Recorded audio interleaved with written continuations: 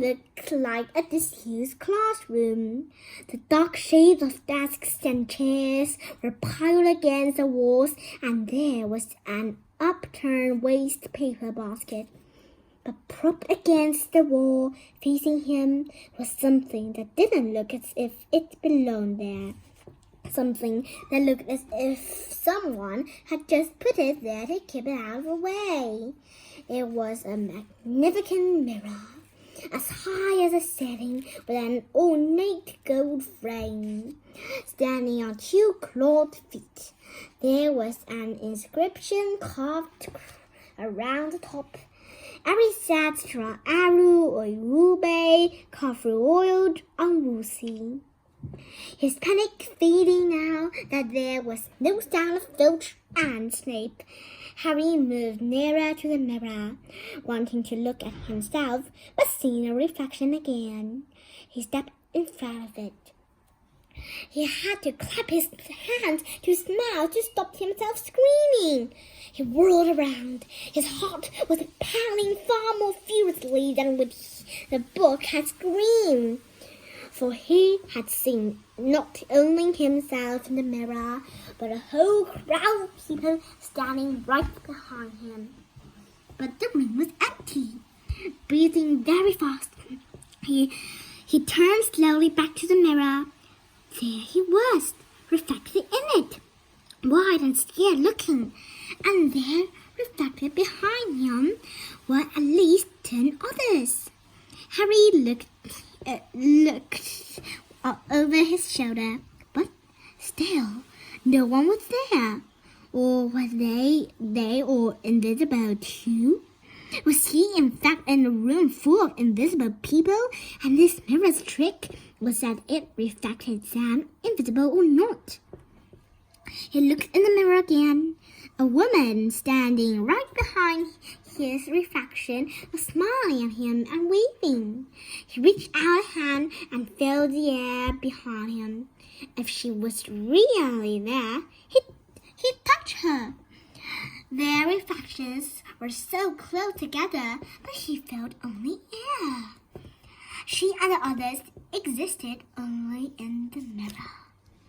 She was a very pretty woman. She had dark red hair and her eyes are just like mine, Harry thought, adding a little closer to the glass. Bright green, exactly the same shape. But then he noticed that she was crying, smiling, but crying at the same time. The tall, thin, black-haired man standing next to her put his arm around her. He wore glasses, and his hair was very untidy. It stuck up at the back, just like Harry's did. Harry was so close to the mirror now that his nose was nearly touching that of his reflection. "Mom," he whispered. "Dad?" They just looked at him, smiling.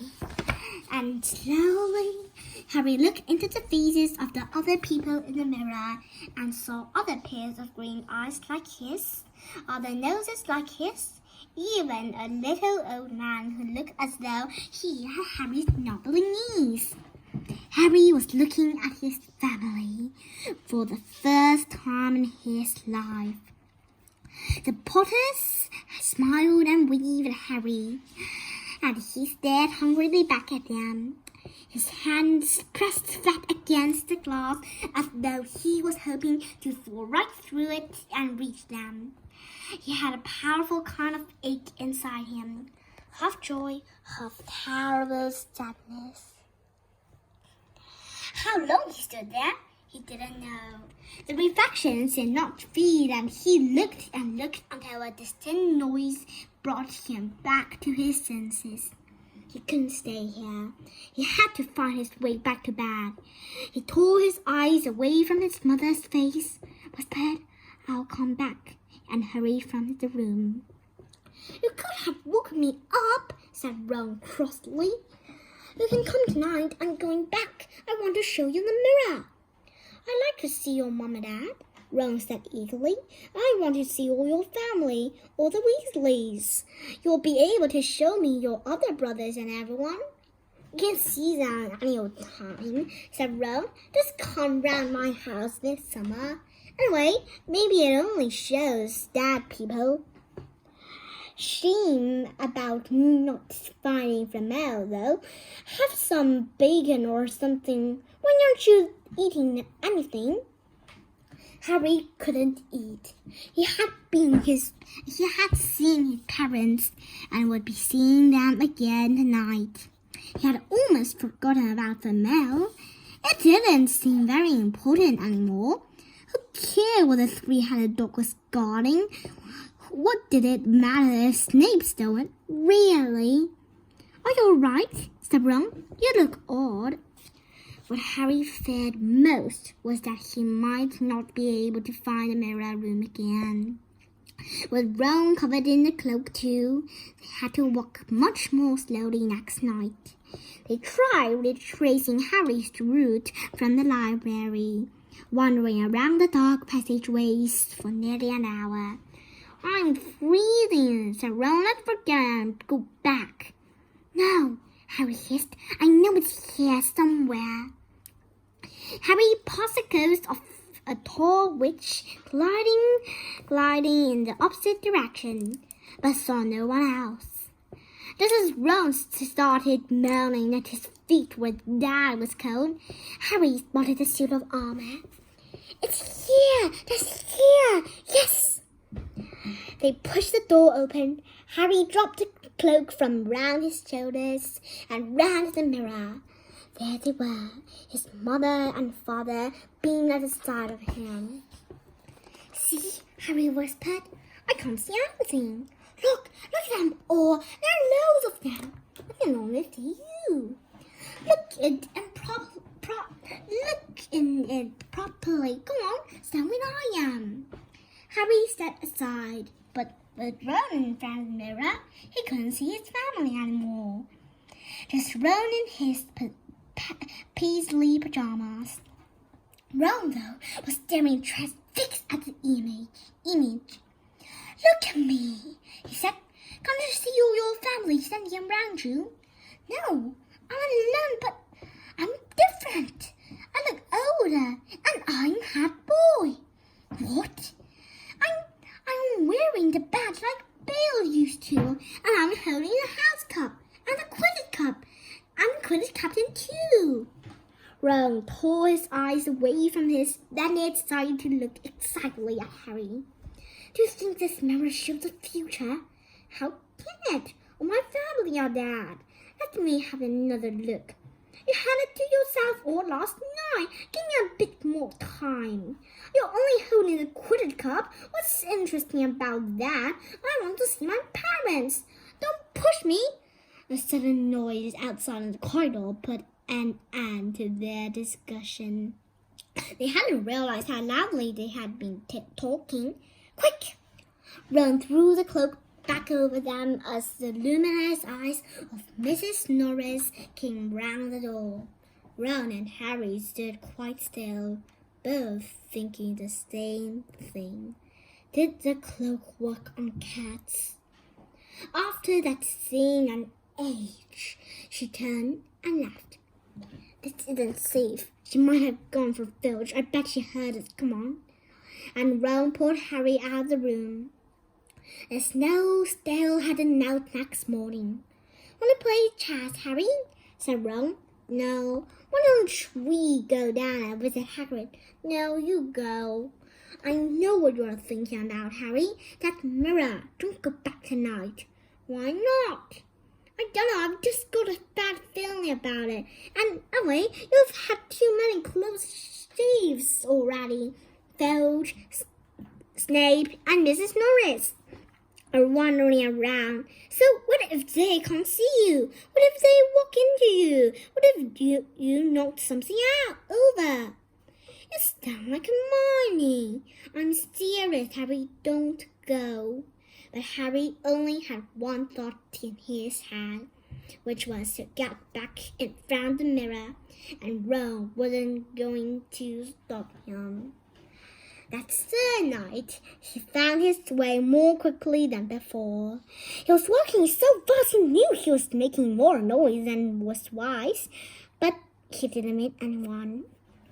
And there were his mother and father smiling at him again, and one of his grandfathers nodding happily. Harry sank down to sit on the floor and found the mirror. There was nothing to stop him staying here all night with his family. Nothing at all, except... So, back again, Harry. Harry felt as though his insides had turned to ice.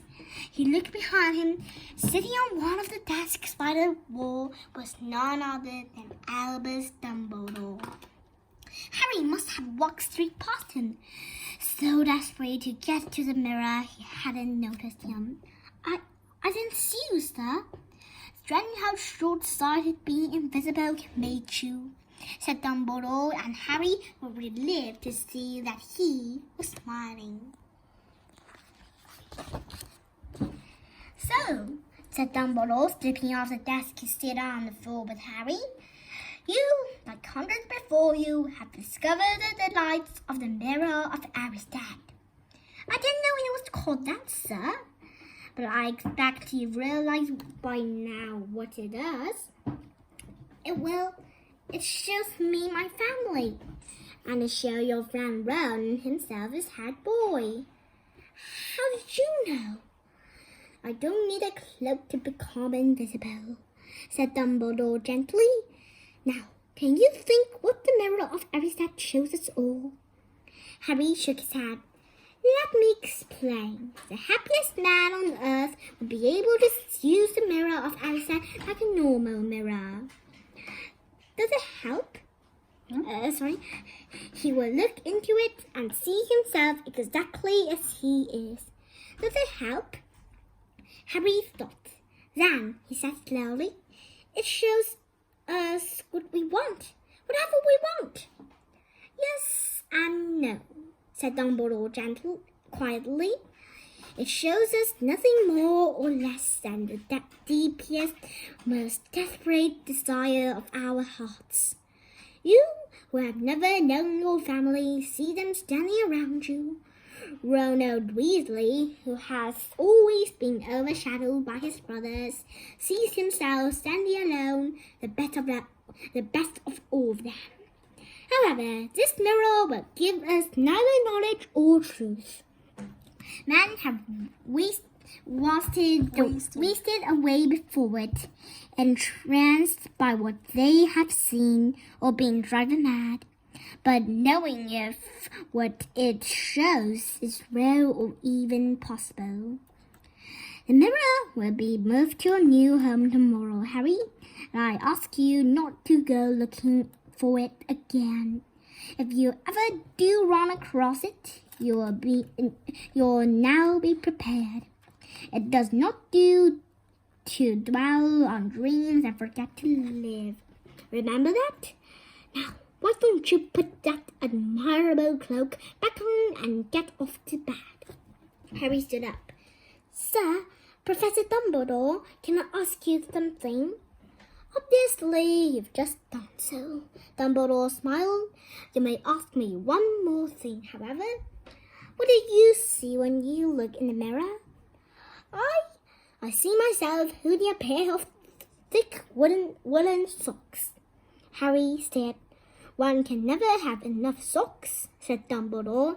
Another Christmas had come and gone, and I didn't get a single pair. People will insist on giving me books. It was only when he was back in bed that it struck Harry that Dumbledore might not have been quite truthful. But then he thought, as he shoved Scabbers off his pillow, it had been quite a personal question.